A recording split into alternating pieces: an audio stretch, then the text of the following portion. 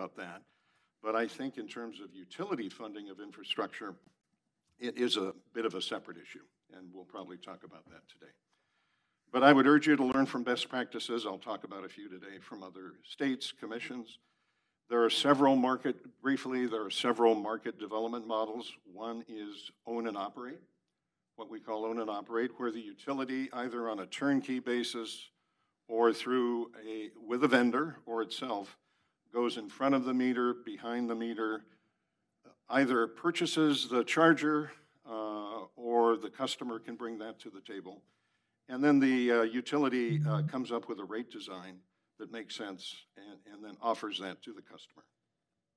A more popular model these days is called Make Ready.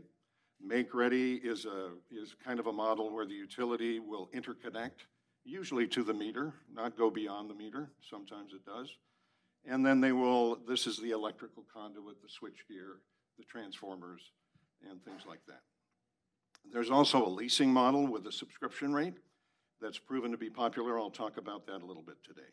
So we'll talk a little bit about the market development models. My point to you on that is test the market. Don't tie the utilities' hands. Don't tie the vendors' hands. This is at a very early stage. You only have 2,500 BEVs and PHEVs. PHEV is a plug-in EV. And so you're just on the very early part of the journey. And I would predict that by 2030, you'll probably be up to 75, 100,000, and then moving quickly up to 500,000 EVs by 2000 in the early 2030s. In the questions, there was one question on regulated versus unregulated, which is the better model. We at ATE believe the regulated model is preferred. Why? Well, first, this is a market transformation like we had with air conditioning in the 1960s, smart thermostats, energy efficiency.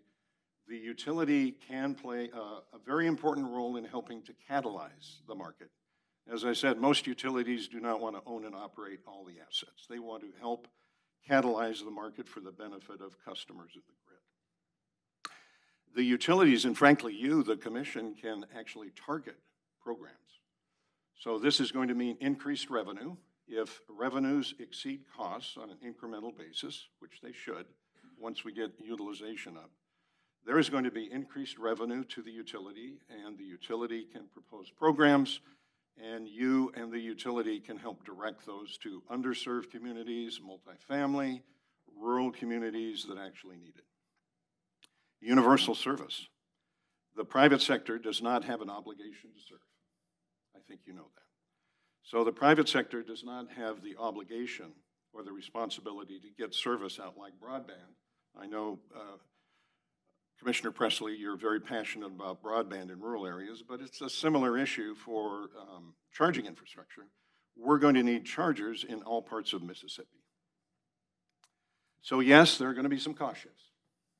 I don't like to use the word subsidy because rates, as you know, has always been more an art than a science. You, the commissioners, decide how to allocate costs, how to shift pots of revenue around.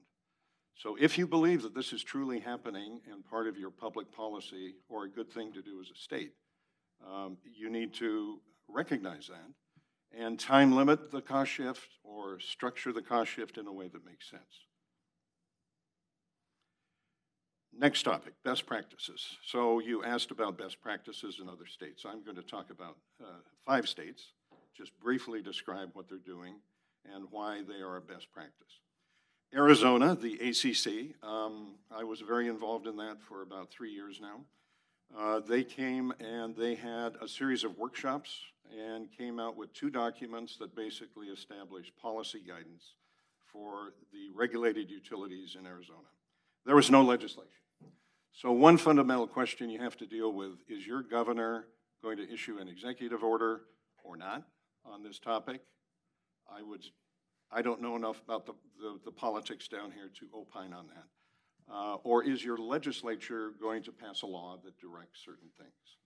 So that's what you have to determine first. In Arizona, there was no legislation, and President Presley, you know this, it's constitutionally determined corporation, and protect their independence very zealously at the ACC. So they involve stakeholders like me and Tesla and Electrify America and a bunch of people, and they came out with policy guidance. And one of the good things they did is they required the utilities to submit what we call TE plans. We call it a TEP, T-E-P. And what this is, it's a broad, comprehensive document that sets forth all aspects of transportation electrification, including the market, the technology, the stakeholder process, EJ, environmental justice communities, and then rate design and possible tariffs and programs. So that's worked pretty well. Minnesota, again, another state, no legislation under the guidance of Commissioner Lipschultz, Commissioner Sieben, and others. They did a similar process and offered policy guidance, and the utilities have responded. They also are required to do TE plans as well, and that has worked very well. In Maryland, they had a grid modernization process. They called it PC 44, and so they kind of evolved their grid modernization process to include EVs. It's a very robust stakeholder process run by commission staff, and they have delved into all sorts of issues. This issue that we just talked about of sale for resale, the accuracy of the meter, sub-metering, medium heavy duty. There are just all sorts of issues that you can get into. So staff deals with stakeholders. What happens there is staff kind of develops a consensus proposal.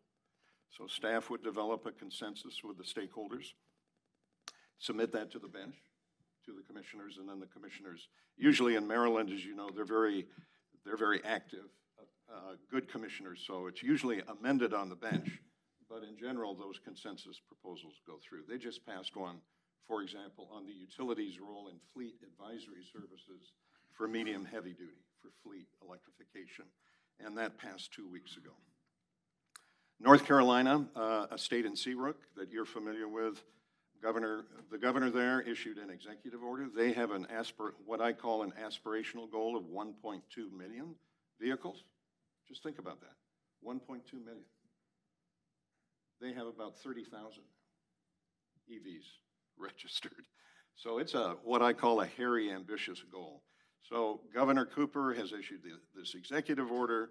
The legislature has passed a big decarbonization bill, but the commission on its own has done quite a bit, and Duke is one of the leading utilities in the country now. They're proposing managed charging programs, innovative rate design programs, and they are really moving forward quickly on that. And as you probably read, Toyota just made an announcement to invest another $3 billion in a battery plant in North Carolina, and there are lithium reserves in North Carolina that may be mined, and so a lot is going on in North Carolina.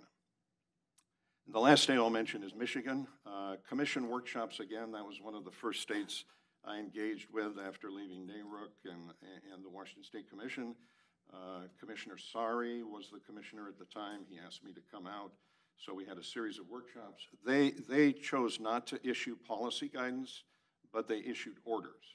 So the commission would have a workshop like this, and then after the workshop, the commissioners and Mr. Hammonds here and others would get together and say, hey, what did we learn? What didn't we learn? What do we want to learn more about? And then they would issue a series of questions to the stakeholders. So they did that about 3 times.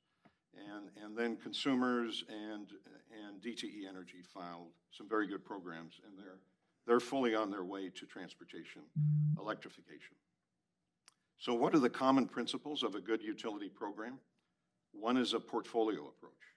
You don't want to approach this on a measure by measure, meaning you don't want to do multifamily electrification, corridor charging. We just had MDOT talk about corridor charging. We have workplace charging. We have all sorts of different use cases. But you need to put them all together because on a cost-benefit basis, they're not going to add up in early years. You know, they're going to be a little more expensive. They're going to be over one, or they aren't going to, as the utility folks, regulatory folks in the audience know, to pass a CBA, a cost-benefit test, you need to exceed 1.0. So these on an individual basis, they won't pass, but look at it on a portfolio basis. Again, TE plan, This transportation electrification plan is important, updated every 3 years. Rate design, I'll talk about rate design in a minute. Environmental justice and underserved. We have to be very conscious of this, and of course, that's going to be a big part of the NEVI funding, is how do we provide the benefits of transportation electrification to rural communities, underserved communities, those communities who were overburdened when Eisenhower built and the administration built out the interstate highway system in the 50s. You need a robust stakeholder process. And then finally, you need metrics, good reporting, and then maybe a CBA. I was asked a little bit, and I get constantly asked this when I go around the country, is they say, Phil, what's the impact on the grid? You know, we're going to have all these, this electric load. This is not energy efficiency, as you know. It's not energy savings. This is some people who are critical of transportation electrification talk to me and say, Phil, this is load building. You're building load. Why are you doing this? We've been trying to reduce load for 30 years. Well, we have other goals now, right? We have economic development, greenhouse gas reduction. The OEMs are clearly moving in this direction. So the impact on the grid, what I usually say is the commission should be aware of this, but for the light-duty vehicle sector, it's not going to be much of, it's not really that much of an issue for the first 10, 15 years. We are going to, it all depends on the curve and how quickly we go up the curve. But generally, utilities are very good at planning. And I think you know that, commissioners. Sometimes you're critical of their planning in the IRPs, resource adequacy, and I was too as a commissioner. That's part of the job you do. But really, the planning function is really solid and bedrock to what a utility does. They are also infrastructure builders. You know, MDOT is going to go out and be an infrastructure builder, you know. Have they done that before? Probably not. Not for charging stations. They're very good at building roads and bridges. But the utilities are very good about building electric infrastructure and planning for that. They have a long-term horizon as opposed to some of the SPACs and IPOs and kind of what I call hot money coming into the market now. The utilities are very patient. They have to take a 10 to 30-year time frame. But what do I think we need to do better on the grid? Because there are going to be issues. First of all, we need help from US DOE, EPRI, and the brainpower in the country to do better planning. There is no national or even a regional plan now, both on a bulk transmission basis, and I see Commissioner Herbert in the audience, Kurt, and he used to be a FERC commissioner. So FERC has Order 2222, where they're trying to promote DERs. The US DOE is trying to do a lot of good things on distributed energy resources, and now we have the state PUCs that are going to be responsible for this very fundamental transformation of the electric grid. So when I'm asked about this, I said we need to do some better integrated planning. That's at a higher level. At the granular level, utilities are all around the country are trying to figure out on a feeder and substation basis why this is important and do the modeling of this load building or this load forecasting at the modular, at the granular level. And the point I want to leave you with is really medium heavy duty. As I said, on light duty, we don't need to be as worried about resource adequacy and the feeders and the circuits, but we do need to be worried about it for medium heavy duty. Right now, the fleets and the OEMs, we've started conversations. I'm involved in many of those conversations with truck stops, with OEMs, and utilities are trying to develop new forecasting methods to determine where these fleets are going to come, but we need to do a better job there. One thing I would say, and for the benefit of MDOT as well, is one of the big questions now is interconnection. So you're going to have to learn about the interconnection process, and this has gotten to be a hot topic in our industry because it takes a long time. Sometimes it's unpredictable.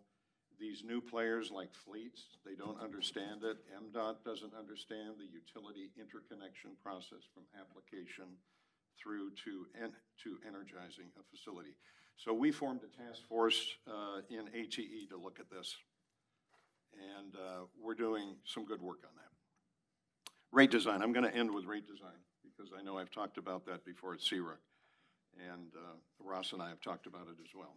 So we've done 2 papers on this. I'm going to submit these for the record. We did a part 1 and a part 2. The first one was a broader paper including residential rate design.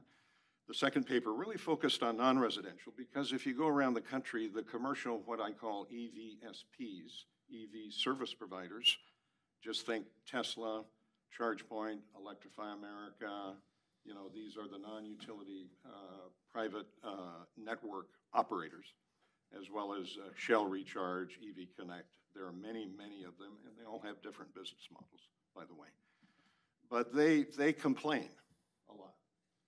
And you have a letter in the record from Tesla, and we see Tesla a lot around the country, and we work with them sometimes, but sometimes we disagree. Rate design is a difficult issue, as you know. So what did we say in this paper? First of all, we said you need to adhere to cost of service. The utility commissions do not deal with, generally, with market-based rates.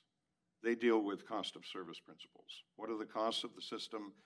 What is a non-coincident peak? What is a coincident peak? Cost allocation? All these very difficult issues have to be dealt with by the commission and the utility. So cost of service principles should still apply over time. The Bond-Bright principles, as you know, Bond-Bright principles apply. They have to be sustainable. But we also argue that transitional relief for the EVSPs is a prudent thing to do. And what do I mean by transitional relief? Well, there are various types. I'll mention a few, but basically, it's a cost shift. It's shifting a certain burden of the cost from one class to another, but if you truly believe that this is important to get the private industry and the EVSPs on their feet with the help of the utilities, you probably need to consider this. So there are various ways to do this. You could have a demand charge holiday. It gets to demand versus volumetric, right? Energy versus demand. So you could have a demand charge holiday for a period of years. Southern California Edison has done this, and a few others have done that. Usually you need some sort of commission precedent, like an economic development rate or something to do that. You could do a demand charge discount. So National Grid in Massachusetts and some others, it's kind of like a sliding discount. So as utilization goes up from 0 to 8 to on a monthly basis, you calculate the utilization of the charger, and then Grid has proposed 15% is where you cut it off, because frankly, at 15, 20, it depends on the cost of the utilities. Even though the EV service providers now say demand charges hinder their business model, which they do, at a certain utilization level like that, it's probably better to start paying energy charges, especially with dynamic rates. So if you want to consider a time of use or a dynamic rate. So that's what Grid has done. Dominion in Virginia has a rate called GS2 that provides for non-demand billing up to a certain level. You know, you have to calculate the KW, the kilowatt loads. And then Florida Power and Light, FPL, has kind of a reverse crediting mechanism in Florida where they kind of calculate up to about a 20, 25% utilization, and they credit back to the EV service provider a certain portion per month to mitigate demand charges. So I think I'm just going to summarize and end there, and if you have questions, take them later. But I guess my summary would be proactive, consider this holistically with the other state agencies like MDOT and your utilities. Many players are going to be involved. You may want to bring the OEMs to brief you at some point on technology trends. They need to be at the table. The utility can be a catalyst in this market transformation. Pilots are good, but don't stop at pilots. And when you look at the pilot the utility brings you, ask them, how does this scale? you know, because if we truly are going up this curve, the last thing I think as a commission you want is to be presented with a series of small pilot programs, pilots, without a plan. It's not, I would submit, that's not efficient for you as commissioners, it's not efficient for the utility. And then just finally have good oversight, have regular check-ins. You will, if you approve something, you will require reporting, but not only reporting, I think it's good for you as commissioners to have a meeting like this from time to time, delegate certain functions to your staff, but check in with the industry, check in with the stakeholders, because it's changing very quickly. Thank you, Phil. Commissioners, any questions? Thanks for making the trip. Appreciate you. I think I'm on.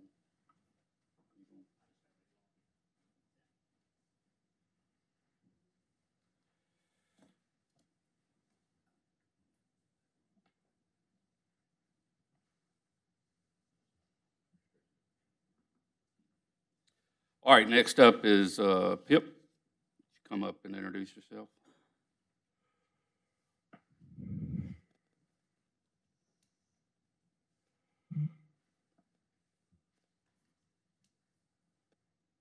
If you sit right here, the camera can see you.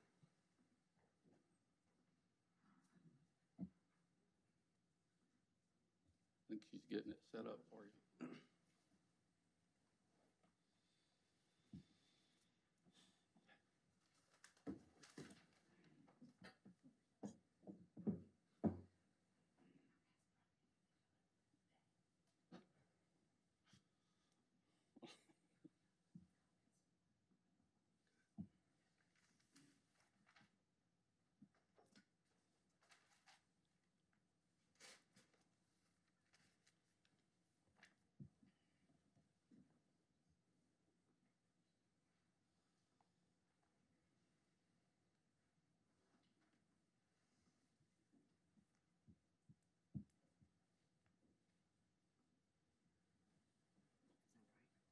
If you want to stand up,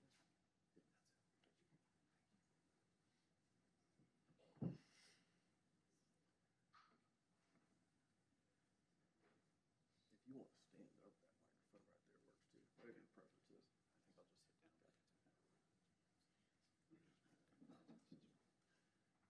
Thank you, Commissioner Maxwell, for the invitation. My name is Chris Milliken. I'm a director with the Partners in Performance, which is is that better? Can you hear me? Is his mic on? Is my mic on? There you go. Yeah. I may end up having to use the hand mic. It's a directional mic. Okay, so. good. My name is Chris Milliken. I'm a director with the Partners in Performance consulting firm. We do management consulting, traditionally focused on operational and strategy issues. I have worked in the power and utility space, focused on consulting to utilities and competitive power players, independent power producers, retailers over the last 20 years. Our firm is very focused on delivery of value to our clients, both in operational performance improvement, savings and capital programs, and also we have built over the last couple of years a very large and growing energy transition practice that's focused on reduction of carbon emissions. So I came today to talk a little bit about our observations from recent work and discussions in the marketplace around the implications of increasing electrification, specifically for grid upgrade requirements, the cost implications, and how other utilities are thinking about mitigating the potential rate impact and the impact to the grid as well. You know, I think Phil did a nice job of talking about the electrification trends. We would say that in conversations with other utilities, I think there's a common theme of the importance of supporting electrification, specifically to remain competitive as a state. you know, when you think about large players like Amazon and others that are looking to electrify their delivery fleets, their service fleets, the ability to provide that opportunity is pretty important, and we need to focus on delivering that in a way that's fair to ratepayers. The incremental grid infrastructure, if charging behavior is not managed, is actually pretty staggering.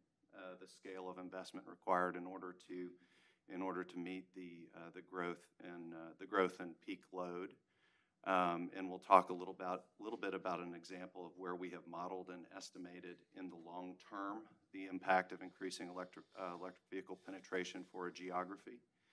And so with that in mind, you know, our recommendations to this commission, to Mississippi, would be to have a clear plan in place to really understand the potential load growth scenarios and infrastructure requirements implied by increasing electrification, and then define a strategic plan, the policy support, and then the roadmap required in order to meet that plan.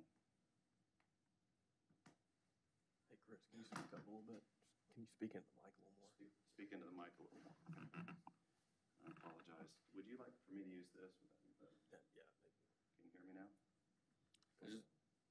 Got to turn off switch on. Hello? Is that better? Okay.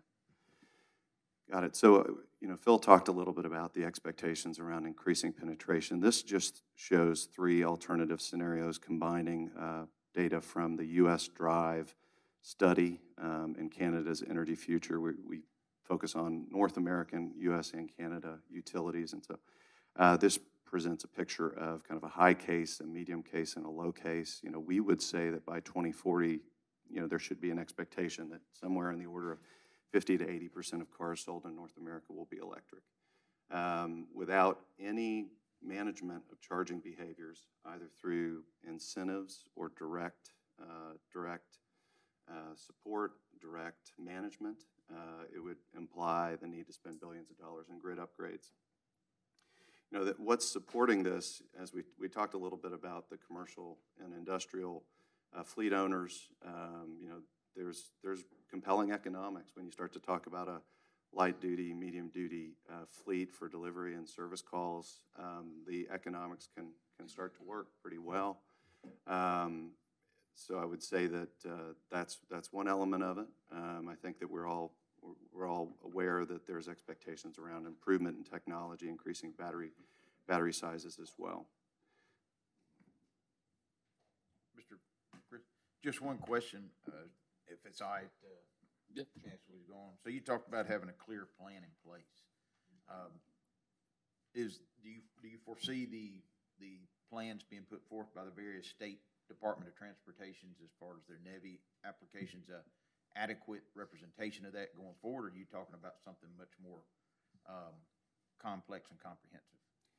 Well, I think it really is at the interface of the infrastructure plans with the grid planning that was highlighted earlier is where that plan is required. And so I would say the ability to minimize the impact to ratepayers by having a clear plan and understanding of where electric vehicles are going to show up within your grid, to what extent are they going to drive peak loads up in a way that requires grid upgrade costs, and then doing your best to shape that by both impacting charging behavior through inventive programs, some of which were discussed earlier, but then also just good utility planning in order to avoid that. Okay, I appreciate it. I just unclear exactly what direction you're coming from. Thank you. Is that a little more clear? Yes, sir. Okay, thank you. So just one thing to highlight, I do think that really understanding where these electric vehicles are expected to land within your state is something that actually can be done pretty precisely. You can start to understand the economics for different classes of customers. You can really take a look at what kind of charging behavior is anticipated for different classes of customers. When will EVs be charged? How much will these cars be driven? What does that translate through to in terms of load and in terms of peak load? So this is an example, and I apologize that it's not for Mississippi. Unfortunately, it's for a recent client that we had within Australia, New Zealand. Specifically, it was a New Zealand utility. And we modeled the expectations around increasing penetration across the different customer classes. And so that chart on the left will show you an expectation building to 2040 of the percentage of electric vehicles within the fleet across those different groups. The right-hand side is really the slide that I think we all need to focus on. That is a daily load profile.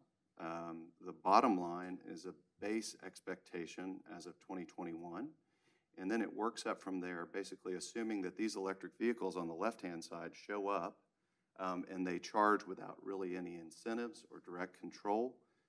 Really no strategic shaping of charging behavior. And so we're kind of working up that load profile over time. So that first line will be the effect of electric vehicles by 2025. As you move up to the next line, this is by 2030. The next line is 2035, and ultimately that top line is 2040, which ties to the end of the graph on the left-hand side. So what does that show us? It shows us that peak demand in the evening hours when people return home from work and when delivery vehicles return to the depot and plug in can really drive a great deal of incremental peak load. And that's very costly in the case of this utility, which is a relatively small utility. The grid upgrades required to support that increase in peak load was measured in the hundreds of millions, and this is a small New Zealand utility. Let me ask you, Chris, what role did y'all play in Australia's grid, the EV charger setups there? So specifically, we were working for a regulated utility in New Zealand that wanted to develop a strategy in order to mitigate the impact of this right-hand chart. So they were looking at increasing penetration of electric vehicles within their footprint, and they were saying if we don't figure out how we're going to influence charging behavior, we can get ourselves in a situation where ratepayers are going to have to bear an increasing cost associated with the grid upgrades in order to meet that need. So we helped, we basically did the modeling to define the load growth, and then we did the strategic roadmap definition to say by customer class, what are the interventions that could be utilized, different technologies, different tariff structures over time, a roadmap that would allow you to mitigate the impact of that right-hand chart. Where are they at on theirs currently? So I would say that they're at the beginning of a journey. They are in the process of shaping their time of use tariff structure in order to influence charging behavior. They really are trying to get people to start to make good decisions about when they charge. But they have a plan in place that will allow them over time to start utilizing increasingly complex technologies in order to incentivize customers to allow the utility or an aggregator to take more direct control of the optimization of when that battery is charged, and in fact, when it discharges, either to meet the needs of that home, that business, or even could feed back into the grid. And so they've got a plan in place for a 20-year span, thinking about how they're going to utilize these different technologies in order to mitigate the impact of the increased load. Thank you. So just, I'm sure most folks in the room are aware of this, but this is just a landscape of how you can think about the different charging options and technologies, and then also the emerging discharge options. So at the most simple, a customer gets home, they plug in their EV. There's really no influencing or optimizing the timing of that charge. Customer managed, so customers can use smart chargers that allow them to pre-program the timing at which that vehicle will charge, and they can align that with time of use and also with their specific needs. If they need to hop on the road and get to work at 5:30 a.m., they can basically define a plan that will align with their needs.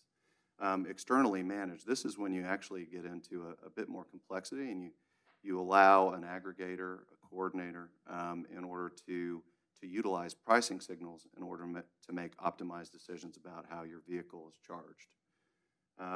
Private generation, once you begin to combine electric vehicle charging with behind-the-meter generation from solar, there's opportunities to further optimize the cost of charging. And then on the bottom, these are some of the technologies that are emerging around utilizing that battery for more than just powering the vehicle, actually using it to meet the needs of the home, to actually connect through to the building or business that you're charging adjacent to, the vehicle to grid, allowing for grid reliability services or for capacity potentially, and then other applications. So just a little bit of a landscape to help us think about the options that were at play. So this is an analysis that allows us to understand the cost of grid upgrades, and this is for that New Zealand example, the cost of grid upgrades in different scenarios.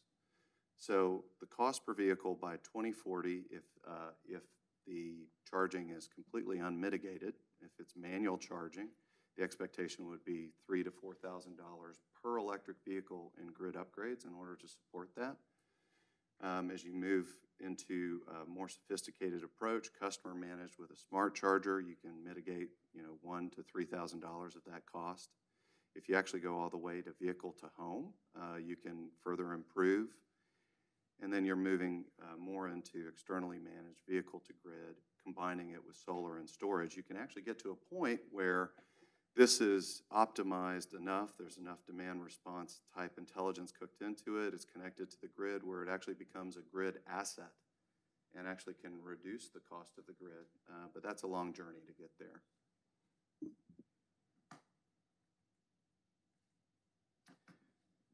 So this is the impact of the strategy.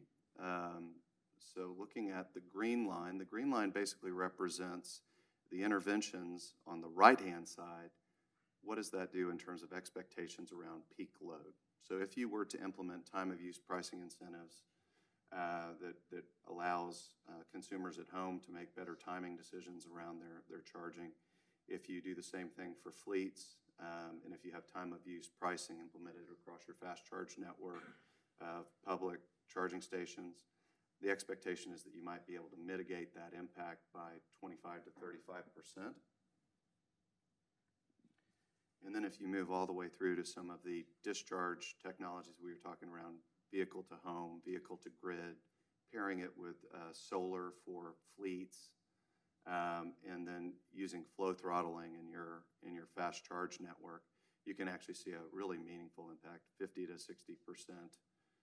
Relative, you can see that the network efficiency moves from 1.6 to 1.1 in that scenario. So this is one example.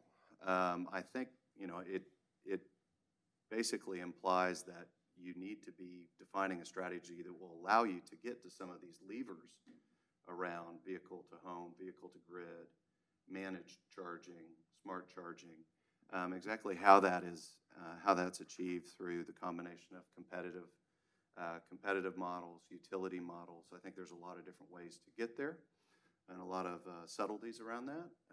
But the need or the benefit of figuring out a way to implement these technologies and these alternative models, at least according to our studies, is quite significant and worth the effort. So that's what I had for you. So some of these scenarios you're talking about, what is the potential modification or alteration of consumer habits, and how does that influence these models as they go out to 20, 30, 35, 40? Yeah. Of course, here in Mississippi, we tend to put a lot of miles on vehicles. I think we lead the nation in vehicle miles traveled annually per individual. How do those scenarios influence, and what kind of customer habits would need to be altered to achieve, the consumer confidence in the ability of our providers to maintain, grid stability and so on and so forth? Yeah, I think the reality is even in geographies where there's a lot of public trust in utilities and in government, the willingness to hand over control of how a vehicle is charged, I think in Europe and Norway is a place where this has matured quite a bit. There still is quite a bit of education required. There still is quite a bit of initial resistance. And so I think that's a great question. The good news is you will be able to learn from other states that have started this journey previously. Speaking with a Canadian utility about 6 months ago about their plan, and honestly, so much of it was around external communications and customer education. So you're right to be concerned about that. The good news is you have time to figure it out. I mean, we were talking about the 2030, 2040 timeline. The way to make this work for customers is to show the savings. So if you can actually demonstrate savings, if you can provide a very clear value proposition, then the acceptance of things like external control of and optimization of charging starts to become a lot easier. It's going to be a journey. No one has really figured it out yet. The one thing I can tell you is that you can learn from others that have started this journey a few years back, and you don't have to figure it out tomorrow.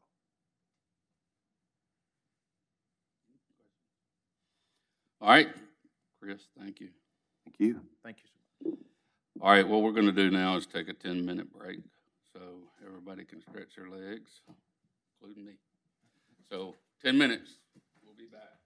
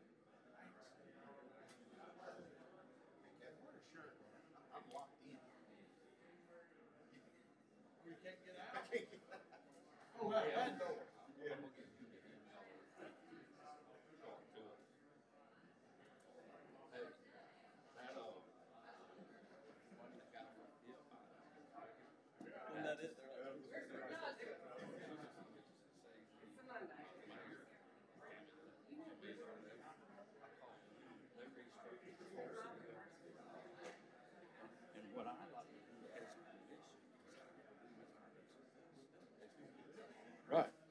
They board. That worked.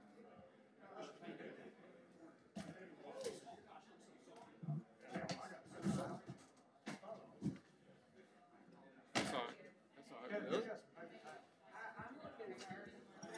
That's all You're right. looking at me like I'm gross. All right. We getting cleansed.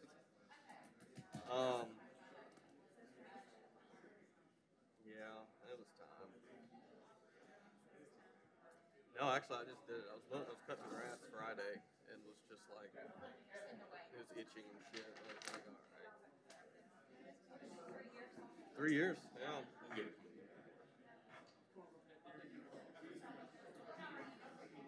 Doing well. Living the dream.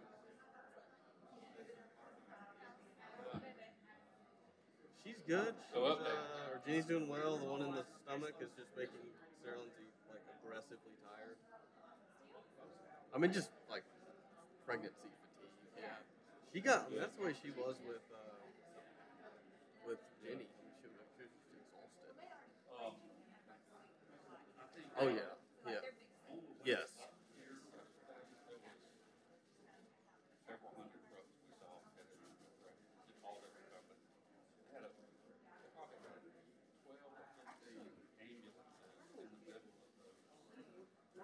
utility trucks, and they had their red lights on. And talk about a cool deal with yellow lights that the utilities had on, and the red lights all the ambulances had on. That was awesome.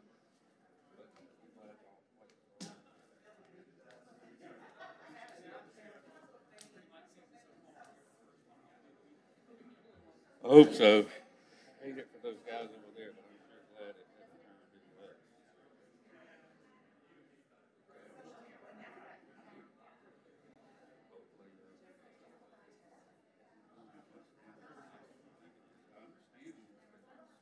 Supposed to reach a 4, but it's supposed to drop down.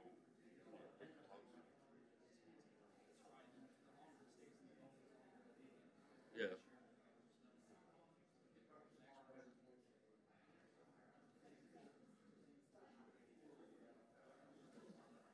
All right. Yes, sir.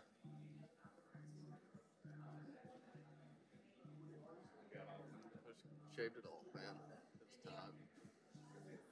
I'll grow it back at some point. No, so let's not do like Actually, it's not. Friday before the LSU State game. I was out cutting grass. It was just, Actually, I'm tired of this. So, did you just knock his coffee over? Yeah, I know. His water?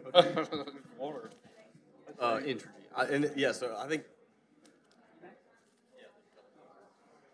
Or no.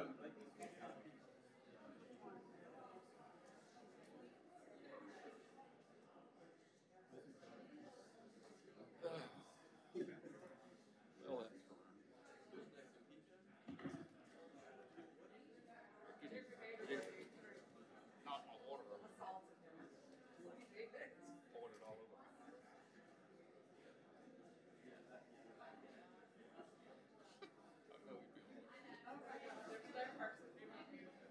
I know, right?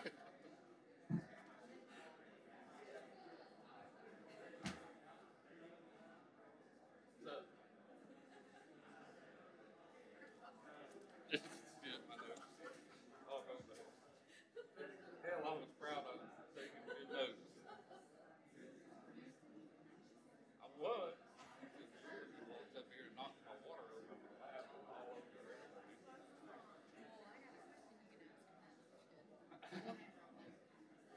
Yeah, hey Catherine, it's not filed. No. I've got it. If I can. Jeremy walked up and he went to reach out to shake my hand and he hit this water and I'd just taken it. Went, oh, Bailey.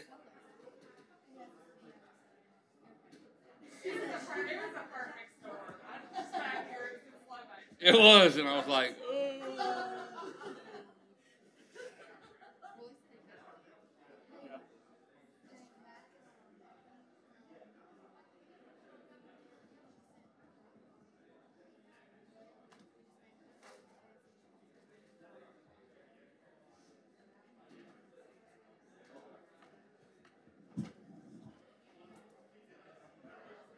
I think we're gonna run straight through because we don't have that much left.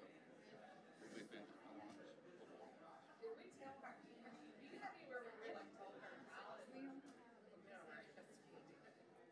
Talking about release that? No, I don't.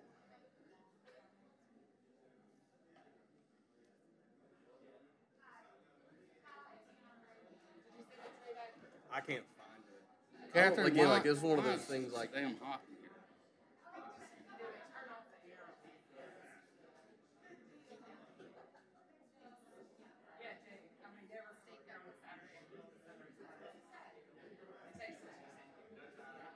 Can we put a window unit in? Really?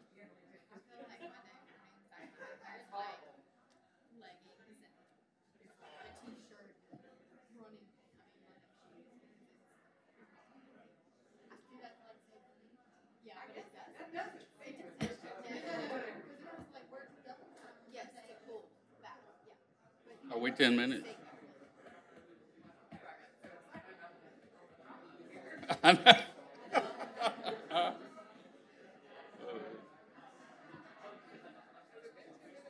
Yes, it has. Yes.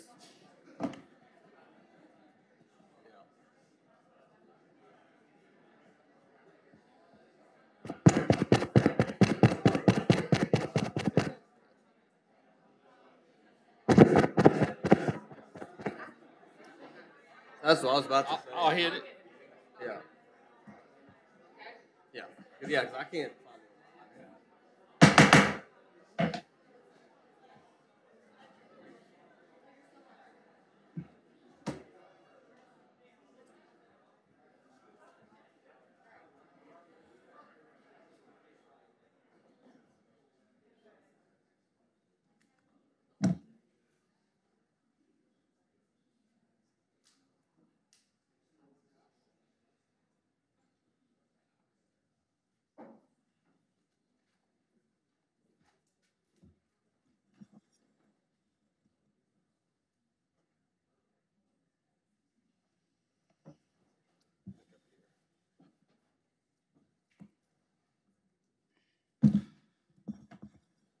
All right, next is Mississippi Power.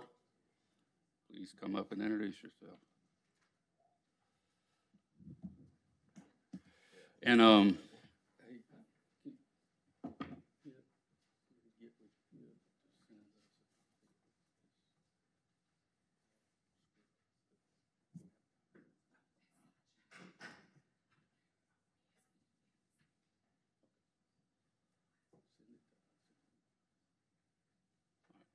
then do the same thing. It may be easier to use that handheld mic so you don't have to Okay. look that way. All right, go ahead. I'm sorry. All right, good morning. Morning. Now technology works. So good morning, Chair Maxwell, Commissioner Bailey, Commissioner Presley. Thanks for having me. My name is Lincoln Wood. I'm with Southern Company here on behalf of Mississippi Power.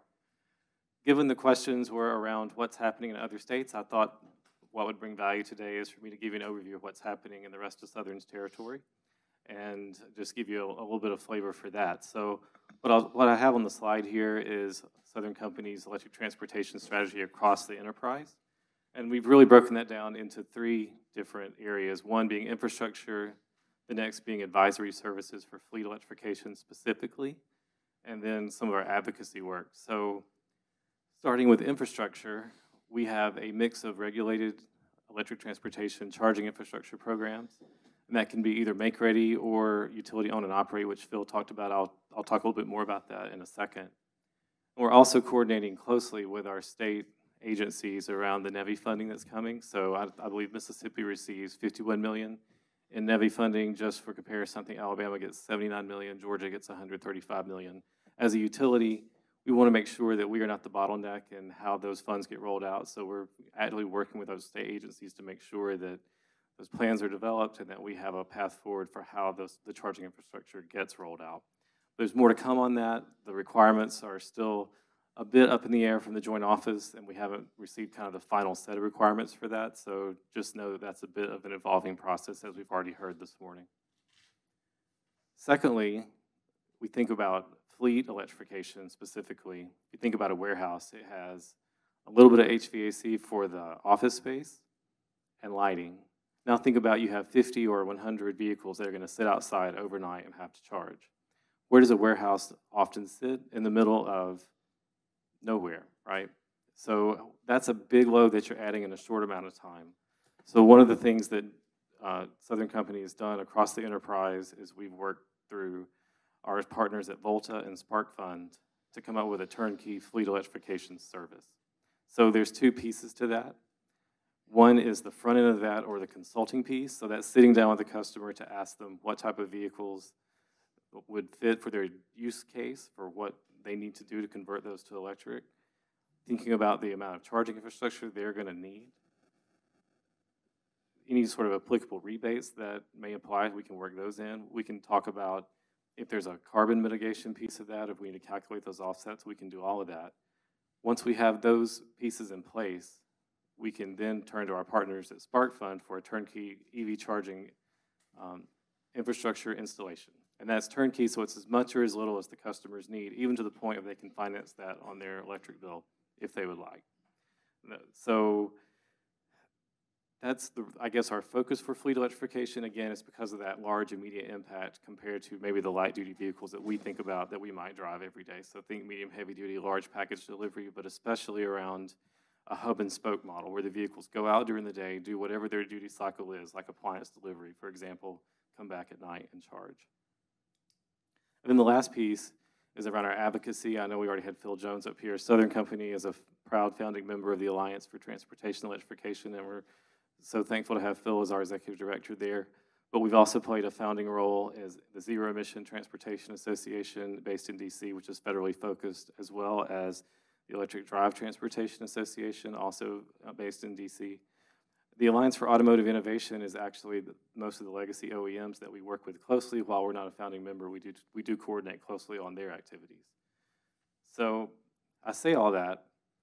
We have a lot going on in the electric transportation space, and we have for years. Southern Company has a long history in this space. And so one question you may have is, why?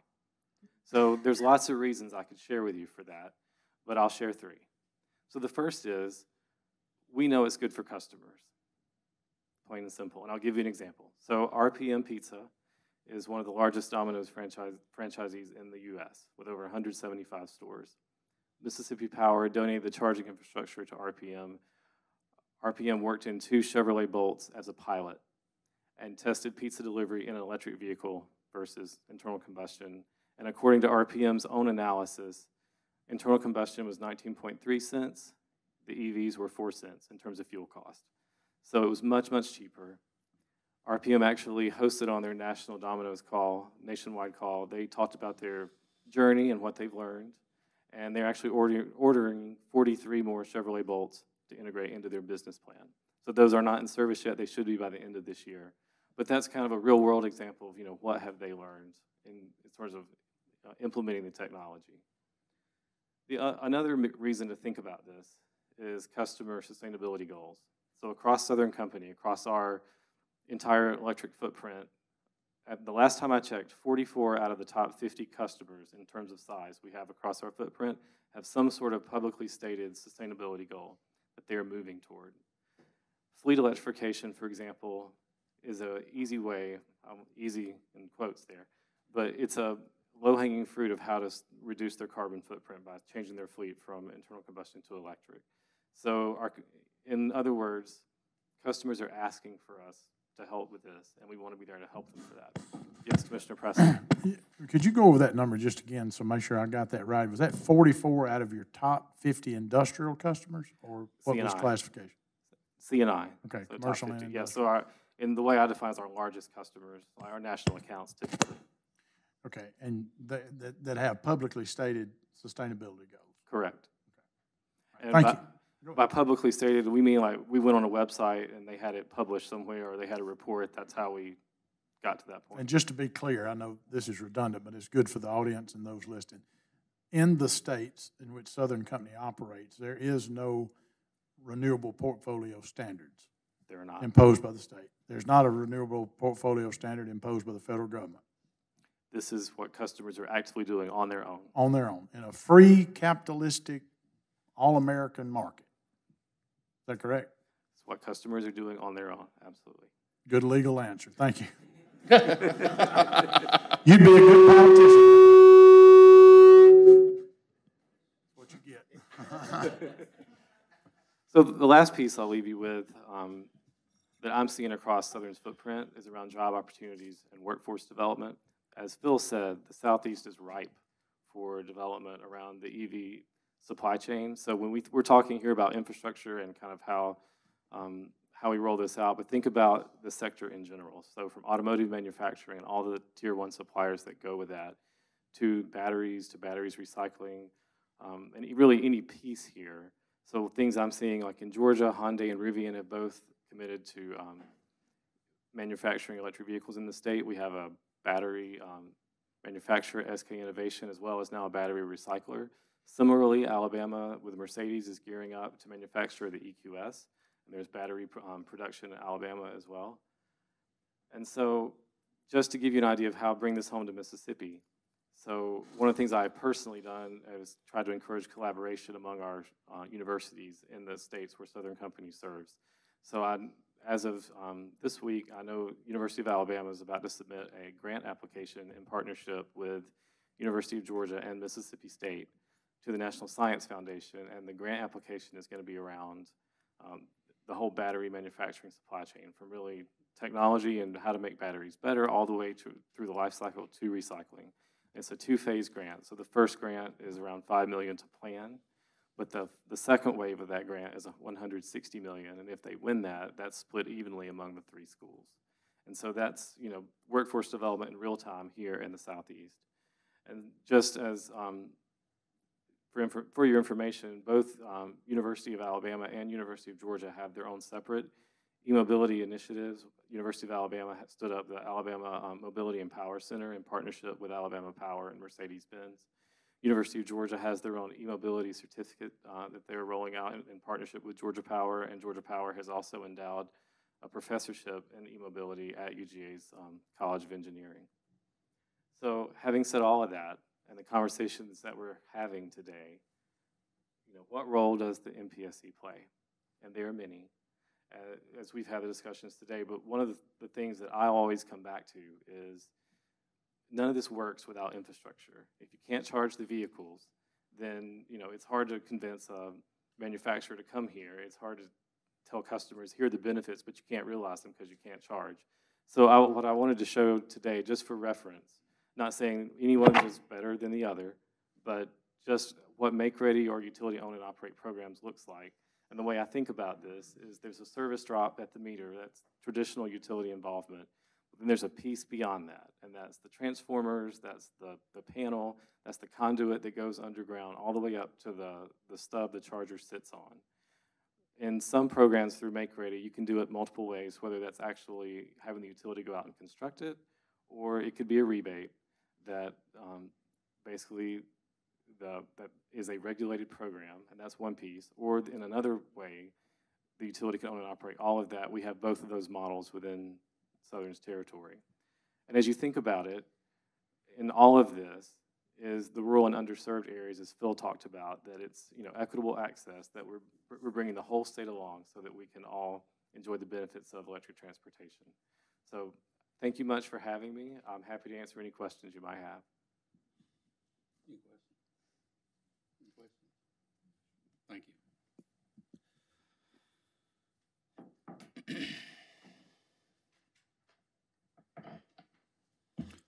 All right, next is Entergy.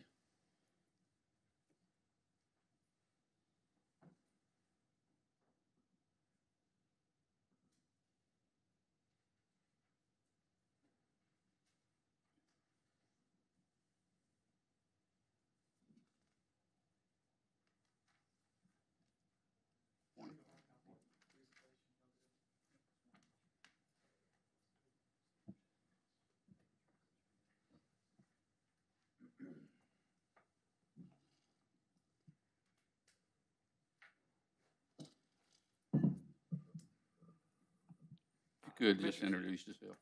Can you hear me okay? Yes. Is that good? All right, thanks. Good morning. My name is Tyson Reno, Manager of Products and Services at Entergy Mississippi. And with me, I've got Andrew Owens, Director of Regulatory Services for Entergy. So first off, I want to say thanks for the opportunity to come and speak on the topic today. Got a lot of good information here we're going to try to run through. And I know a lot of it's been talked about, so I'll kind of step through it pretty quickly here. First off, kind of wanted to paint a little bit of a picture of technology adoption and kind of what that means and what we're seeing here with electric vehicles.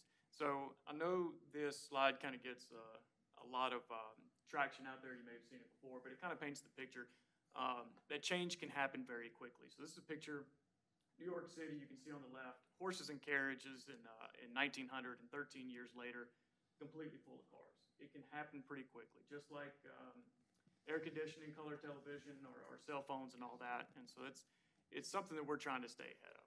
And the question is why? Whenever new technology comes around and it solves a lot of customer frictions, customers are going to adopt to it fairly quickly. And this slide kind of represents how an electric vehicle just has more and better things that customers are looking for, particularly energy efficiency. right? For the same amount of energy that you put into these vehicles, gasoline versus electric, the electric vehicle is going to get 4.5 times more distance down the road for the same amount of energy that's put into it. Lower fuel costs, less maintenance, no direct emissions, customer can fuel at home or driver can fuel at home. It just solves a lot of these problems that customers and drivers are having today with internal combustion engines. So where do we stand in Mississippi? So as of earlier this year, this is the map of the alternative fuel corridors. You can see Mississippi and South Dakota. We've kind of got holes right there. MDOT's done a lot of great work. We now have alternative fuel corridors that are pending in Mississippi, so we're very excited to work with MDOT to move forward and kind of get this infrastructure out there. But where do we stand today? This map on the right has some of the chargers that we've got in Mississippi. All these red dots you can see are Tesla chargers. So only Tesla vehicles can charge on these chargers. There are some 24-hour public chargers that are out there that other vehicles can charge on, some here down on the coast and some in the north. But it's very difficult right now for a non-Tesla driver to traverse our state. And so we've got some proposals coming forward that we hope to help mitigate this and get more chargers out there. So to keep with the theme of the day, yes, EVs are coming. Our analysis shows the exact same thing that everybody else has been talking about. Here in Mississippi, as mentioned before, Nissan's investing $500 million into our Canton facility, and we'll have 2 new electric vehicles coming off our line, and the other flagship manufacturers of vehicles have also decided to set their own goals to swap over their fleet to fully electric. So at some point soon, here over the next 10, 15, 20 years, it's going to be hard to buy a brand new vehicle that is an internal combustion engine. So the technology is changing. And so here's kind of a slide of some of the numbers that we're looking at, 2030, 2031 in the US, about how many vehicles are going to be coming online here pretty quickly. A lot of companies have announced a net zero emissions targets. So a lot of them are going to start doing that by swapping over their fleets to electric vehicles. The industry has made a lot of announcements around this: Amazon, FedEx, Walmart, even rental car companies, and of course, the federal government has made the proposals as well to transition their fleets to electric vehicles. So with all that being said, on top of all this, federal incentives are coming as well. The National EV Infrastructure Program, which MDOT got a great chance to talk about, 5-year program that's going to help us build out chargers across the state. We got the chance to borrow their slide, thank you. But you can see here as we start putting chargers along our major thoroughfares, I-55 and I-20, some of the other interstates, there's going to be some areas that aren't going to quite make it through this. And it's going to be those rural areas, up here in the Delta or in the South. I mean, Commissioner Bailey, we were at the Rural Infrastructure Summit. I got the chance to ask the crowd how many people in the crowd are going to currently own an EV. Not a single hand went up, right? And the next question was, well, how many in this crowd expect for their next vehicle purchase to be an EV? I may have got 2 or 3 hands go up in a crowd of about 100 people. And I think there's a real concern out there in the rural areas on, I'm not going to have charging. And so there is that concern on how they're going to traverse the state. So, leaving options open to make sure that we can address these rural areas as this new technology comes on is going to be important. So on top of that, we've also got the Inflation Reduction Act, which is also going to put a lot of money towards EV infrastructure and the vehicles themselves. All in all, it's going to be about $40 billion in funding over the next few years that's going to come into this. So again, what we're seeing, electric vehicles are coming. This is really going to accelerate a lot of that adoption. And so utilities can play a key role in all of this. As you can see, a lot of our peers in the industry are participating across the board in rebates, make-ready investments, which we are doing. Also, we have proposals for utility-owned, customer-sited infrastructure and utility-owned public chargers as well. So, we're right in line with some of our other peers across the nation. The important part is going to be managing the impact to the grid as these EVs are coming online. It's going to drive increased use on our electric grid, and it's going to require upgrades for delivery and generation as these come online based on the models that we're seeing. Commission oversight ensures that costs are going to be allocated appropriately as we step through this. It's also going to make sure, or it's going to help us to avoid adverse impacts on other customers so that we make sure to do this prudently as we step through this new technology coming online. Also, access to data, which is going to be very important in our opinion. Understanding what it means for EV drivers to charge on the soil in Mississippi, not in the East Coast, West Coast, but what does it mean right here up and down our interstates? To understand what those patterns are, how long people are charging, and what that means as people are traversing our state. So we've got two proposals in front of the commission right now. Our first is the public fast charging filing. This is a pilot to go and install 7 DC fast charge locations with 2 chargers per location up and down the I-55 and I-20 corridors. The schedule that we have dictates the terms that EV drivers purchase electricity from EML off of these chargers. It also allows EML access to, like I said, that data and those patterns. It gives us the ability to understand what's happening, how we can roll out this infrastructure, and what makes sense for our state. And again, with these 7 chargers, we've got about 14 plugs that'll be out there. It's currently about 13 plugs right now for vehicles to attach to. By our estimates, and with the Edison Electric Institute, EEI, we're predicting by 2030, we need 755 chargers or plugs. We need 755 plugs out there by 2030, given the adoption rates that we're seeing of electric vehicles. So we think it's time to go ahead and get started and beginning putting chargers on the ground, setting out these corridors, understanding these charging patterns as we begin to address these over 700 plugs that are going to come onto our system here in Mississippi. The next proposal that we have is the flex charge filing. And this gives customers the ability to choose what's best for them. So as today, customer can go out, buy a charger, line up an installer, and then contact us to come put a meter on. And that option will always be on the table. What we want to do is bring the abilities and our skill set as a utility to deploy distribution assets and provide electrical service. And so with this filing, it gives the ability for us to work with third parties, understand what a customer needs, bring that charger to the table, and also get it hooked up to the grid in a reasonable way. And that it can all be, the cost can be incurred. We'll handle the installation, the operation, and maintenance on it. And then that cost can be put onto a customer's bill. It's a fixed monthly cost on the customer bill. And through this, the commission can maintain jurisdiction over how it's being executed. So quick examples here, again, the standard option, someone can go buy a charger, get an installer to do it, and come call us to hook it up. That'll always be on the table. The flex charge offering will allow Entergy to provide this as a turnkey solution and do all that work for a customer who doesn't want to fool with distribution assets and electrical service. And then different options in here for what works best for a customer. If they want to buy their own charger, or if they just want us to handle make-ready work, we can do that too.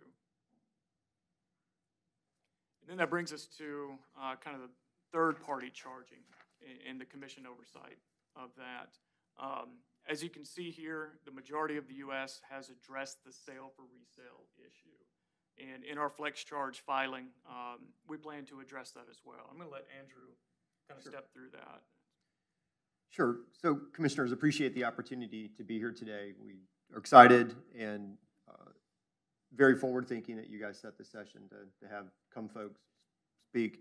So, on the sale for resale, the important thing to think about is under Mississippi law today, the furnishing of service at a volumetric rate is considered a public utility service. The map that Tyson showed a moment ago, there are only a few states left that the issue hasn't been resolved effectively. We believe we have a solution. Within our flex charge proposal is a section that addresses how a third party could be exempted from being considered a public utility. We think it's a very innovative approach. It follows commission rules of practice and procedure. We believe you have the authority to grant that approval. Importantly, it solves that friction. If a third party wants to charge the public for using an electric vehicle charger today in Mississippi, they can only charge by time. So Tyson earlier in the presentation showed several maps, one of which showed a number of Tesla stations. Those are proprietary to Tesla drivers. Today in Mississippi, Tesla can only legally charge for time. There's a lot of issues with charging for time. Yes, sir. What is there a quantifiable difference that you could tell us between charging for time versus charging for energy? Is there, could you tell us the impact? If I'm a Tesla owner, I don't make that much money, but if I were one, what would be the difference to me in what I was paying, using the fact that you said earlier that it is, or my notes here, whatever the energy cost, 34 kilowatts, I think is what it was up there, versus 1 gallon of gas. Do y'all know that number, what the difference on charging for time versus charging for energy, and then converting that to an average awful cost of gas the last year or whatever? See, what is complicated with charging by time is there's a number of factors that come into play with the vehicle. Ambient conditions, the state of the battery, the capacity of the charger. And if you think about it, all of us, every one of us in this room, fill up internal combustion vehicles on a regular basis. And you've been to a gas station that has a slow pump. And you wait while the pump turns over very slowly, filling your car. And you've been to pumps that are very fast. And if you're trying to get on your way, the one that's very fast, you're happy with. If you were paying by time, if a gas station charged you $5 a minute, you wouldn't be happy at all with a slow pump because now you feel like you're overpaying. There's a transparency issue that's in play. A good example of your question, how to address that, is Electrify America is one of the public charging companies. In a state like Arkansas, they can charge by volume. So they have different plans available that either small fixed amount like a membership, and then you pay on a volumetric basis, so many cents per kilowatt hour. So if you don't pay a membership, it might be 40 cents a kilowatt hour. Kind of like the point system in a convenience store. It might be store. 30 cents a kilowatt hour. That same Electrify America charger in Mississippi has to charge by time. And then they've got to come up with different rates because they have high capacity chargers and they have lower capacity chargers. When the vehicle itself is being charged, all these other conditions come into play. It's just not an ideal way for and those are conditions that are outside the control of the utility and really outside the consumer could do upgrades, but outside of the provider, the plug, it's outside. The natural flow of that is that if you've got a problem with your car and the battery is not in as great a shape as it should be, you're paying for time that otherwise is an inefficient use of your money, right? Correct, and there's a fairness issue, an equity issue of, I only got this many kilowatt hours over the time I was here, I feel like I was overcharged. And so charging volumetrically solves that. And we are supportive of third parties having the ability to do that, but we have to find a way to do it legally permissible within. So the impediment to that right now is just the fact that of the statute related to who can sell electricity. Yes. And what you propose in this slide is a way in which to both be fairer to Yes, sir. the vehicle owner, the traveler, and to stay within compliance of the law. Does that kind of encapsulate what this slide 100%. tells us? And I would add, it also preserves your jurisdiction because you regulate Entergy Mississippi. By extension, through that mechanism, you would have oversight into what third parties are doing as well. Not directly in terms of setting the price they're charging, Sure. But the through wholesale, us, what would be a quote wholesale to them, what they do with it related to it is in the sort sense of on that their other they're side of buying the meter. electricity from us through a filed rate that's been approved by the commission. Here's a companion to that permits them to charge on a volumetric basis. They have to recover the electricity they buy from a utility, and they have to recover the investment they made in charging infrastructure. Sure. Yes, this allows them a clearer, more transparent, fair way to the consumer to charge for the product they're selling, which is electricity. So, and you may have this in a subsequent slide, but back to the time versus energy versus current day gasoline. Do y'all have, is that part of your presentation? If it is, I'm sorry jumping ahead, or can you get us that? We can certainly get you that. There's some rules of thumb. If you think about residential service around, say, 10 or 12 cents a kilowatt hour, that would translate to a little more than like $1.50 a gallon equivalent. A little more than $1, between $1 and $1.50, again, depending on the vehicle. Because the vehicle efficiency, the same way if you drive a pickup truck versus a Honda Accord, you have a different sense of the efficiency. Similarly with the vehicle. A Tesla gets about 3 miles per kilowatt hour. A larger, heavier, light-duty pickup truck might be getting 2.5. A heavy truck might be getting 1.5, a garbage truck that's electrified or a school bus. So it also depends on the vehicle itself and its efficiency of converting electricity into miles driven. But yes, sir. 30 cents, what the market is doing today, 30 to 35 to 40 cents when you look around the country where they can charge volumetrically, that translates to around $3 to $3.50 a gallon. Say that again? The 30 cents to 40 cents that you see around the United States for entities that can charge the public for volume translates to between $3 and $4 a gallon equivalent for gasoline. It's one of the reasons consumers that can afford to buy an EV that have charging at home prefer to charge at home, because you're buying your residential rate. The volumetric portion of that residential rate is much less expensive than buying gasoline. So the volumetric rate would be at the $1.50 that you quoted? For a homeowner. For a homeowner. Right, If you're buying it on the road, you're at $3 to $4. Because of the convenience. You're buying a fast charging experience. When you're charging at home, you're going to have to charge overnight because it's going to take many hours to refuel your vehicle. All right, last question. The impact of this $3 to $4 figure of the latest federal, I can't remember the name, of the latest spending bill, Inflation Reduction Act. Yes, sir. What does that do to this $3 to $4 figure? As far as the cost of electricity? Yeah, I mean, it's, you've got more market participants, which one would think would drive down cost, but are there the direct investment or ability of third parties or utilities to have much of that equipment, or not much of it, but some of it paid for? I mean, should that not drive down this $3 to $4 figure? Or? It could, but there's two components. The infrastructure is a part of it, the cost of the equipment itself and the maintenance of the equipment, but then there's also the supply of electricity. Several people have spoken about rate structure. You know, we have an advantageous rate structure. Our general lighting and power rate structure for EV charging is advantageous. It's a declining block rate. It's a volumetric rate.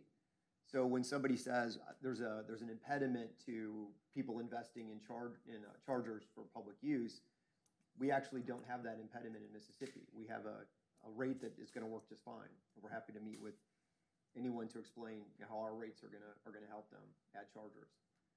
What we're really trying to do is catalyze the market. What Tyson described, the proposals we're making, are really to get things going. You saw the need for direct current fast chargers in the 700 to 800 range in less than 10 years. We're talking about building less than 15 plugs, really just to get it going. The MDOT plan that got outlined, they're looking at starting around 2025, money coming out. We're ready to go now. So to the extent that the proposals we've made before the commission are acceptable, we would be ready to get this going and have chargers available for public use, you know, as early as next year. And the last comment I'll make on that is, if, you know, in coming discussions, if the commission looks at residential battery storage related to that, I mean, that would simply, I think you would agree that if you had a customer who was participating in a net metering program that included a home battery storage, there's no reason they could not draw upon that energy from that battery storage to charge their vehicle, and that would come at a point in which we would look at how that did. Yeah, there's a lot of technology changes coming. The Ford F-150, one of the most exciting aspects of it is it has bidirectional charging. So it can charge at home, but it also, if you add the capability, you've got a very large, much larger than a Tesla Powerwall battery available to you. You could go several days with a Ford F-150 battery. You've got to obviously spend the money, but that's one of the things that we're excited about as we add fleet vehicles to our business and work with customers, the kind of electrical upgrades they're going to need in their home. It's a lot of changes coming that we hope to get ready for. And some extra benefits to that are peak load shaving in certain degrees, resiliency. There's a lot of opportunities that us getting started and working with customers, whether they're fleet or commercial, municipalities, hospitals, schools, universities, all those that might not have the capital to get going, what we're offering is a way to get that started. There's going to be lots of the Amazons and FedExes that have the wherewithal and the capital to get this going, but there's going to be others that are going to be held behind. Multifamily housing, just like energy efficiency. is a real challenging market that we can help. Underserved areas, how are they going to adopt electric vehicles if the apartment buildings aren't going to put the chargers out? If we can help facilitate that, spread the cost out over time to those types of entities, we're really going to be able to drive investment. And all at the end of the day, we want to do is sell the electricity. If somebody wants to own all the infrastructure, great. Let's just have our current role. But if you need more help, we want to be able to do that. Last question, since I got the mic. Mississippi Power, Southern Company earlier gave a figure of 44 of their 50 top commercial industrial customers have publicly stated sustainability goals. Do you all have that number within the Entergy footprint? We do. We've looked at it different ways because we serve 4 states, 5 jurisdictions. So we've looked at it from New Orleans to Mississippi. I don't have it at the tip of my fingertips, but I know we can come back and provide the information. If y'all could supply that, I think that would be important. Okay. Thank you. Absolutely. All right, and that kind of brings us up to the last piece of this, which is our EV charger rebates for kind of the residential customers who are getting into electric vehicles. I mean, as Andrew mentioned, most of the charging is going to happen at home, in a garage or in a parking spot at a multifamily complex. So we do incentivize level 2 chargers. These are the 240-volt chargers. So far, we've deployed about 139 within the state since 2018. But we've got this incentive in place, again, to help customers kind of adopt this technology, get that faster charger in their garage that can charge that vehicle overnight. So a few final thoughts. Getting these proposals in place kind of helps facilitate the build out of EV charging infrastructure kind of in a no regrets manner for the commission. It allows us that opportunity to go and learn. It protects customers from the adverse grid impacts and costs that could come along with kind of deploying these chargers just anywhere. Also preserves the commission's jurisdiction and oversight as we roll out these chargers and bring these vehicles online and onto the grid. And it keeps all options open to the commissions for the future. Again, as we look beyond just our alternative fuel corridors that we have in place on our interstates, start looking into the rural areas, having all options on the table will be important. Thank you for your time. Thank you. More questions? Any further questions? All right, thank you. Thank you. Thank you. Okay, next up, I understand that ChargePoint wants to make a couple of short statements with an emphasis on short. I can certainly do that. Good morning, commissioners. All right, good morning, Chairman Maxwell and commissioners. My name is Ben Kessler. I'm the public policy manager for the Southeast for ChargePoint. I will say I will make it short. I do have multiple comments, but I can pass those along to you. I've got copies. A little bit about ChargePoint. We are an electric vehicle service provider, so as to the utilities or others, we're coming at this from a little bit of a different perspective from our site hosts, our customers, and enabling them to do business. So since 2007, ChargePoint has been creating this network through hardware and software to enable charging with fleets, as we've been discussing, with multifamily, with residential, and all types of things from planes to boats. We have about 200,000 ports on the ChargePoint network here in the United States, and further 355,000 through roaming agreements with other service providers. We currently have about 200 active public and private ports here in Mississippi that are owned by businesses and governments and other folks. So one thing I wanted to touch on is just the pricing of charging services by the kilowatt hour. One action here that we think the commission could take to enable the build out of charging stations throughout the state is to clarify that providers of EV charging stations are not provisioning electricity in competition with utilities and therefore not public utilities. We have seen about 43 states plus Washington and Puerto Rico, as others have talked about, concluding that site hosts may price charging stations on their properties on a per kilowatt hour basis without being regulated as a utility. Several jurisdictions, such as Alabama, Alaska, and Kentucky, state utility regulatory commissions have ruled that charging station operators are not utilities and are not subject to the jurisdiction of commissions without enabling statutes. ChargePoint is not aware of any issues or any state that has decided to regulate EV charging stations after examining this issue. One other thing I just wanted to talk about is make-ready programs. We understand that utilities are vital stakeholders in continuing to grow a competitive and sustainable EV charging ecosystem. And to ease the transition to electric mobility, utility make-ready programs administered through rebates support the competitive market for EV charging hardware, software, and commercial services by reducing the total cost of installing EV charging stations. In a make-ready program, a utility installs, owns, and maintains the supporting electrical infrastructure necessary for installation of charging hardware. By conducting this work, a utility prepares the site for installation of charging station itself, which is purchased and operated by the site host. Utility investment and utility make-ready infrastructure can spur private investment in EV charging stations by reducing or eliminating the cost of associated make-ready infrastructure necessary to deploy a charging station.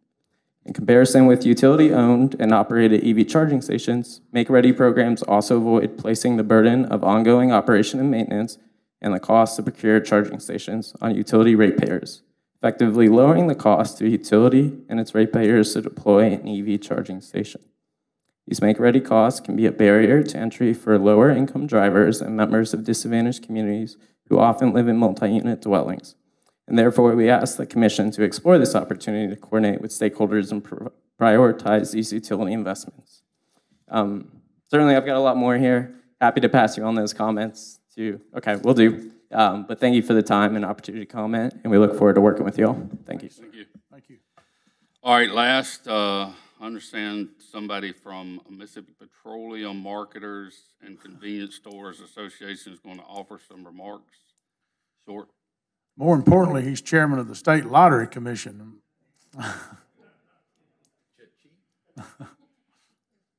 Thank you for the promotion, Commissioner. I'm the vice chair. Well, you were chairman at one time. Now I know better now. Thank you, Chairman Maxwell, Commissioner Bailey, Commissioner Presley, for allowing me to step up here and speak for a few minutes.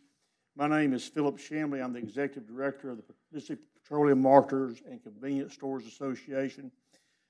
Just to give you a little background, Mississippi has 2,419 convenience stores.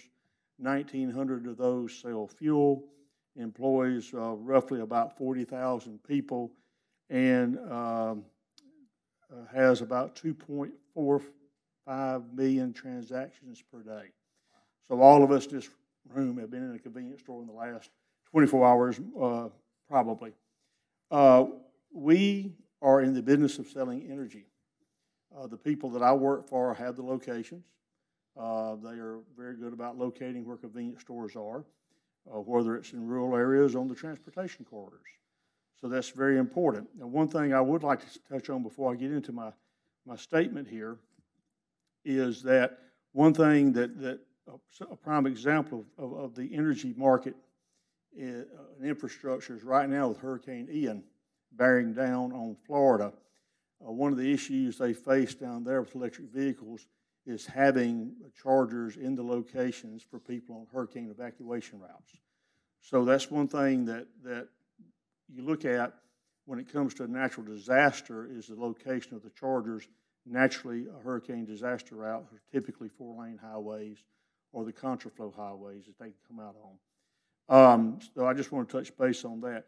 And we're all for electric vehicles. We think it's definitely it's an alternative. It's not one size fits all for everybody, but there are consumers who can benefit from electric vehicles. One hurdle that we see is the electricity market does not rely on a competitive economic model that forms the foundation for most other U.S. markets. It was based on providing electricity to immobile structures like homes, offices, factories, and things of that nature, not mobile units like cars and trucks. That's why the electric model grants regulated monopolies to ensure that infrastructure does not need to be built more than one time. There's no duplication. The practice has been for utilities to spread the cost of investments in EV charging stations across their customers. In other words, they use their rate base to fund these investments. Where this occurs, utilities are able to compete with private sector groups without risking a single dollar of their own.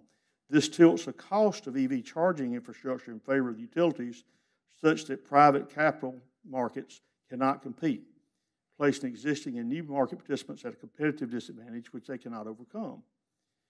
That private market is reluctant to risk capital investing in EV charging infrastructures that is entirely predictable when it knows it cannot make a return on that investment given the realities of the electricity markets. This is all a new area for us in the liquid fuels business. The use of rate base, as described above, many states allow utilities to charge all their electric investments to the customers regardless of the type of vehicle they drive or if they don't drive at all. For investments in EV charging stations via the customer's monthly electric bills, there is no public policy rationale for pursuing this approach with respect to refueling, as it will only decrease transparency and competition, increase costs, and stifle innovation. The use of rate-based or passing along the cost of project to all ratepayers makes sense for projects that benefit the whole, such as generation plants, transmission grids, interconnection systems. Funding necessary electricity investments, infrastructure investments to carry the electricity to fixed locations throughout the rate area. It makes sense and should be done for any increased demands on the electric grid. EVs move from place to place rather than remaining in one spot. Policy should enable the motoring public to access every benefit that our competitive market system has to offer. If that customer interface is funded through consumer utility bills, customers who collectively pay far more than they should for the chargers and electricity to fuel EVs. The cost burden will hit hardest on those least able to afford it. Individuals who struggle to pay their monthly bills will not be required to underwrite investments that private sector is willing and better equipped to make. EV drivers who today have above average incomes and drive cars that cost as much more than average can and should pay the cost of charging their vehicles. As EVs become more common in less affluent communities, it will be especially important that drivers know that they can pay the smallest amount possible due to retail price competition. Another hurdle of competitive EV charging market is in some states classify businesses, as we've heard today, that sell electricity for the purpose of charging EVs as utilities, effectively prohibiting such sales from anyone other than utilities. In addition to the challenges fuel retailers face investing in EV charging infrastructure, there are challenges with the electricity market that must be addressed before a robust EV charging marketplace is viable. Utilities do not simply charge their commercial customers a fixed price for electricity that is used. Instead, commercial customers are charged a rate for the energy itself billed as kilowatt hours and then an additional rate to provide a reserve capacity when needed, known as demand charge. Demand charges are based on the large amount of power that a business needs at a particular time during the month. They're there to compensate the utility to have enough power in reserve to meet spikes in demand. While this system makes sense for stationary electric users, private businesses that have short but high spikes in power needs due to the deployment of fast chargers for EVs will be hit hard by this pricing structure.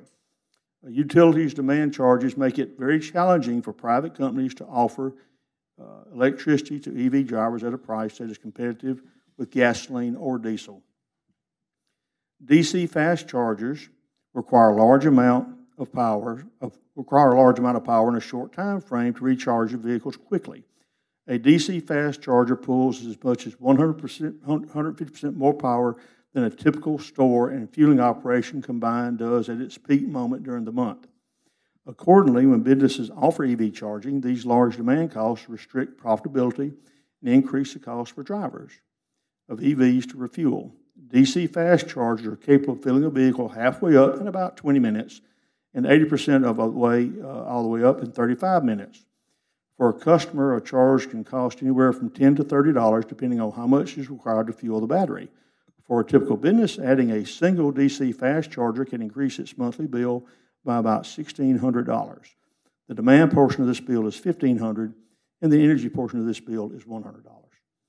It's very difficult for businesses to have consumers fully pay the demand charge. The businesses would have to precisely know ahead of time how many people would use its chargers over the course of an entire month in order to do that. If it turned out to make the wrong assumptions, customers would be dramatically undercharged or overcharged.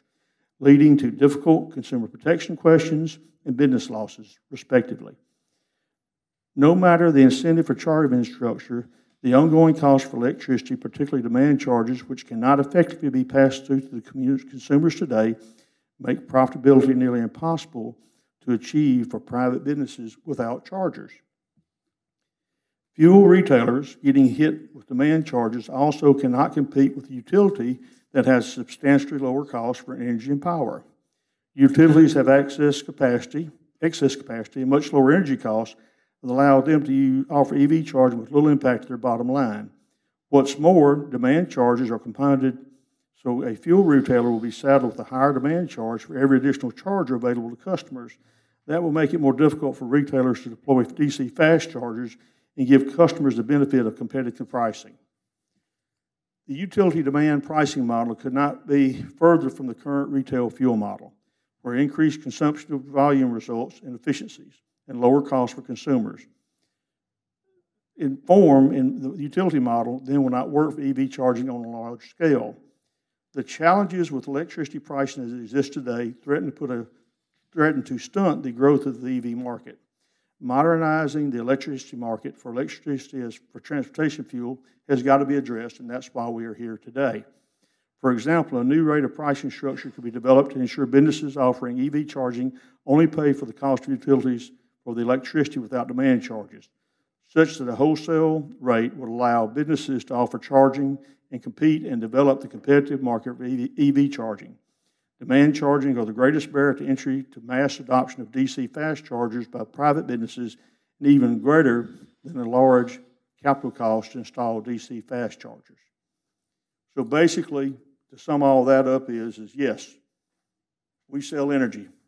Yes, we want to be at the table. But yes, we want a level playing field with our energy partners with electricity. Any questions? Just, Philip, could you, and I know that there are obviously convenience stores in other states that have EV charging in a more robust way than we do. Are there models out there that y'all have looked at within the Mississippi Association? I represent a lot of people do grocery shopping at convenience stores. Yes, sir. Maybe why we're the most obese state in the country, but that's where they do it. And that's been one of my concerns throughout all of this is if I'm in Randolph, Mississippi in Pontotoc County, and as this grows, I think we can agree that some of these things are inevitabilities. I mean, Correct. just I agree. The fleet numbers, the moving in it. And have y'all looked at models in other states, and this you ain't got to do it today, but have y'all, give us any paperwork today on it, have y'all looked at models in other states that have a very sensible approach to this in which make sure, because I think this cuts both ways. I mean, in the sense of one of the concerns is folks in rural areas being able to not have that drive range anxiety. And to me, there's a great partnership to be had here between our convenience stores and petroleum marketers and your association with helping this go down the road in a wise way. So have y'all looked at other states that have had a good policy? Absolutely, Commissioner. I agree with you. This is a great opportunity for both the utilities, energy, electricity providers, and the petroleum marketers because, again, we're used to selling fuel, and we have a lot of the locations in the prime spots on the transportation corridors. To your question, yes, we, through our national association, EMA, Energy Marketers of America, through NACS, the National Association of Convenience Stores, and also we are a member of the Fuels Institute, and they have varying models that I've looked at, and it's something that we're looking at as an association.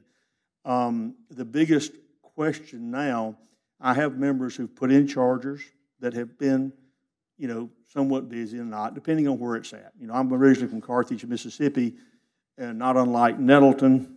It'll be a while before you'll need chargers there, but it's coming. It's just like Christmas. It is coming. And so we are looking at, my members are, I have a member right now who's interested in this program because they have a location that's on a rural road, but it's highly traveled, especially during football season, to the University of Mississippi.